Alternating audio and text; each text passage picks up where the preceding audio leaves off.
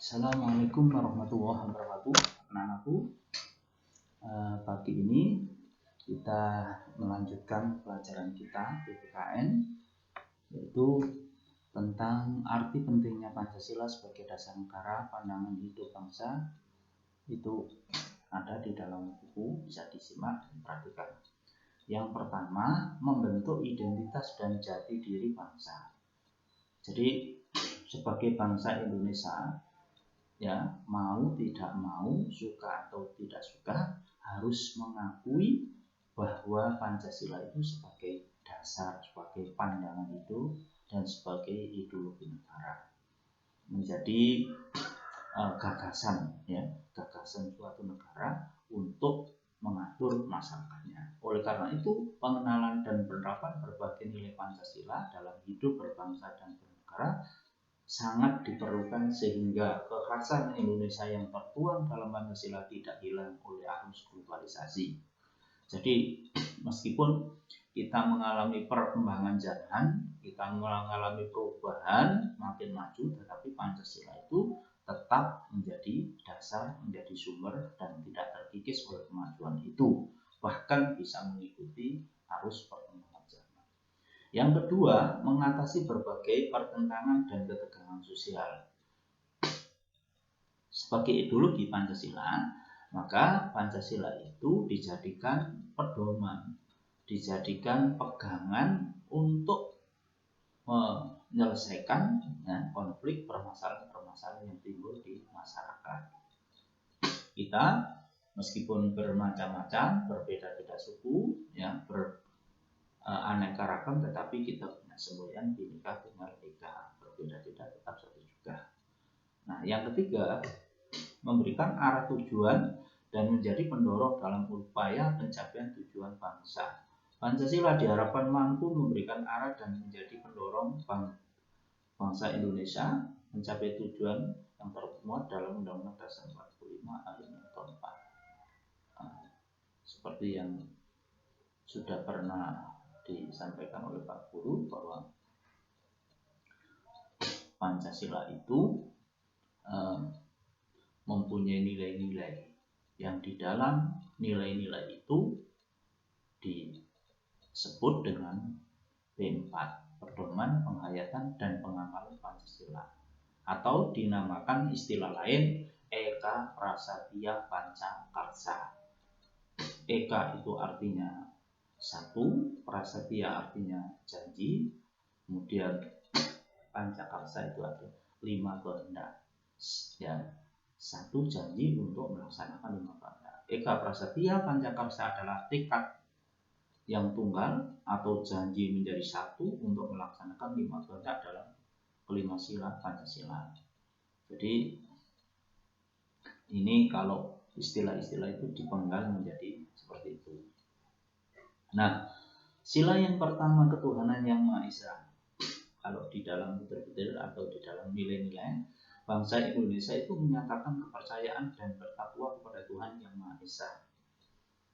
Sebagai bangsa Indonesia harus meyakini bahwa kita itu adalah bangsa yang bertuhan, bangsa yang mengakui adanya Allah, kita ada yang menciptakan, dan kita wajib untuk mengimani, meyakini, dan beribadah kepadanya. Jadi di Indonesia ini adalah negara yang beragama, sebagai bangsa yang memiliki keyakinan, tidak dibiarkan liar, tapi harus melaksanakan kewajiban-kewajiban yang diyakini sebagai agama. Sebagai orang Islam wajib melaksanakan rukun Islam, yang antara lain syahadat, sholat, zakat, dan seterusnya itu. Anak-anak tidak boleh mengabaikan kewajiban-kewajiban sebagai umat beragama. Yang kedua, manusia Indonesia percaya dan takwa terhadap Tuhan Yang Maha Esa sesuai dengan agama dan kepercayaan menurut dasar kemanusiaan yang adil dan beradab. Jadi kita mempunyai rasa toleransi, mempunyai rasa saling menghargai, saling menghormati meskipun berbeda agama. Makanya kemudian di dalam nomor 3 ini mengembangkan sikap dorong menghormati, bekerja sama antara pemeluk agama. Artinya kita boleh kerjasama dengan agama lain, tetapi kita ya tetap harus punya prinsip ya apa, yaitu lakum dinukum dan bagimu agamamu dan bagiku agamaku. Boleh menghormati, boleh bekerja sama, tetapi dalam hal beribadah kita harus mempunyai keyakinan dan beribadah sesuai agama kita. Tidak boleh kita mengikuti agama lain untuk menjalankan ibadahnya. Nah, membina kerukunan hidup di antara sesama umat beragama. Jadi kita harus bersama-sama hidup, saling membantu, rukun, ya bersatu. Karena kita sudah dibingkai dalam Pancasila. Agama dan kepercayaan terhadap Tuhan Yang Maha Esa adalah masalah yang menyangkut hubungan pribadi. Jadi kita dengan Allah itu adalah hablum minallah, hablum minannas, dengan sesama manusia. Hubungan kita, kewajiban kita terhadap Allah itu adalah masalah pribadi, tidak masalah umum, tanggung jawab pribadi. Kalau kita baik maka nanti akan diminta pertanggungjawaban, kalau kita jelek maka nanti juga menerima akibatnya. Nah, mengembangkan sikap saling menghormati kebebasan menjalankan ibadah. Biarkan orang lain itu menjalankan ibadahnya, yang penting kita juga bisa menjalankan ibadah sesuai dengan agama kita. Lalu yang terakhir, tidak memaksakan suatu agama dan kepercayaan terhadap Tuhan Yang Maha Esa kepada orang lain. Kita tidak boleh memaksa, kita tidak boleh mengharuskan orang lain untuk mengikuti agama kita. Kita menghormati agama mereka, ya. Karena apa? Karena nanti akan dimintai pertanggungjawaban sendiri-sendiri. Biarkan mereka berbuat dosa, berbuat salah, tapi mereka nanti akan bertanggungjawab. Penting kita adalah melaksanakan agama sesuai dengan agama kita. Ini kiranya anak-anakku. Jadi jangan sampai kita hidup itu tidak punya agama, tidak punya keyakinan, tidak punya kepercayaan. Karena agama itu merupakan pedoman di dalam menjalankan kita kewajiban kita terhadap Allah yang menciptakan kita.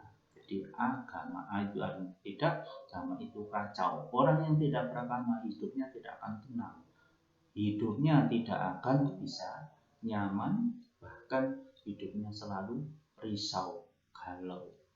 Jadi harus memiliki agama. Saya kira itu anak-anakku, tidak terlalu banyak. Yang penting anak-anakku bisa mengerti, memahami, dan yang paling penting lagi adalah bisa melaksanakan. Ya, cukup sampai di situ. Kurang lebihnya anak-anakku mohon maaf dan selamat bertemu kembali di pertemuan yang berikutnya, meskipun lewat daring online, tapi anak-anak tetap bisa mengikuti. Sekian, bila taufiq wal hidayah. Assalamualaikum warahmatullahi wabarakatuh.